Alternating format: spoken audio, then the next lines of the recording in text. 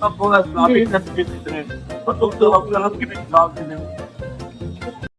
میں ایک نام کا مسلمان تھا، جمعے کی نماز والد صاحب اگر کہتے تو چلا جاتا تھا ان کے ساتھ، عید کی نماز پڑھ لیتا تھا، باقی مجھے اسلام کا کوئی خاص سمجھ نہیں تھی۔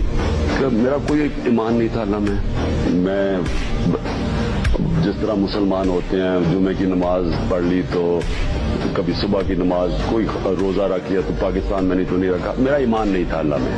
رسول اللہ صلی اللہ علیہ وسلم بحیثیت خاتم النبیین، بحیثیت خاتم النبیین، خاتم نبیین، روز قیامت، روز قیادت، روز قیامت، روز قیامت۔ ناظرین، آج بدقسمتی ہے کہ پاکستان کے اندر مسلمان قرآن پاک کو غلط رنگ دے کر استعمال کرنا شروع کر دیا اپنے مفادات کے لیے۔ دیکھیں ایک آیت آتی ہے یریدون لیطفئوا نور اللہ، اب یہ کہتے ہیں کہ اذانیں دی جائیں، اذانوں کا سلسلہ شروع کرنے جا رہے ہیں، حالانکہ اس کا کسی مذہبی کسی رہنما کے ساتھ کوئی تعلق واسطہ نہیں ہے۔ یہ خالصاً حضور اکرم صلی اللہ علیہ وسلم کے لیے اور خالصاً اسلام کے لیے یہ آیت اتری ہے، تو لیکن اس کو ایک کسی سیاسی یا مذہبی رہنما کے لیے استعمال کرنا ناگزیر ہے۔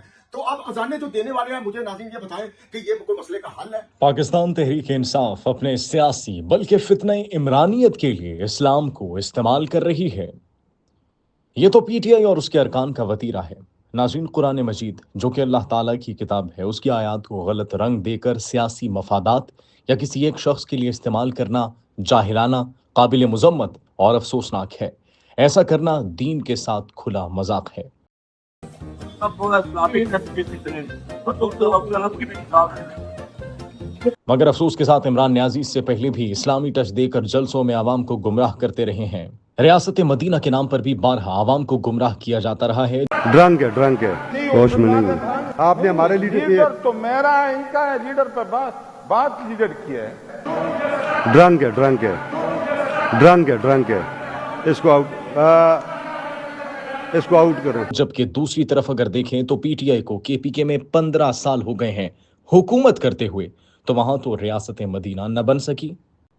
لہٰذا پاکستان تحریک انصاف بالخصوص نیازی ہمیشہ اپنی ذات اور اپنے سیاسی مفادات کے لیے اسلام کا سہارا لیتے رہے ہیں۔ عوام پی ٹی آئی کی اس گھٹیا، جاہلانہ اور قابل مذمت سازشی ہتھ کنڈوں سے بخوبی آگاہ ہے اور اس جال میں نہیں آئے گی۔ اب جب آپ کہہ رہے ہیں کہ ظلم ہو رہے تھے، اب جب رانا ثناء اللہ خان پر مقدمہ جھوٹا درج کیا گیا تو کیا اس وقت اذانیں دی گئی تھی؟ یہ سیاسی مقدمات ہوتے رہتے ہیں، ایک دوسرے پر کرتے رہتے ہیں، یہ عدالتوں کا مسئلہ عدالت جانے اور قانون جانے۔ تو لیکن یہ آیت کو غلط استعمال کرنا، اذانوں کا یہ سلسلہ شروع کرنا، وہ ایک چیلنج کرتا ہوں جنہوں نے یہ اذانوں کا کہا ہے، وہ سیاسی رہنما، ان کو خود اذان نہیں آتی، انا للہ و انا الیہ راجعون ہی پڑھ سکتے ہیں۔ اللہ تعالیٰ سب کو ہدایت عطا فرمائے۔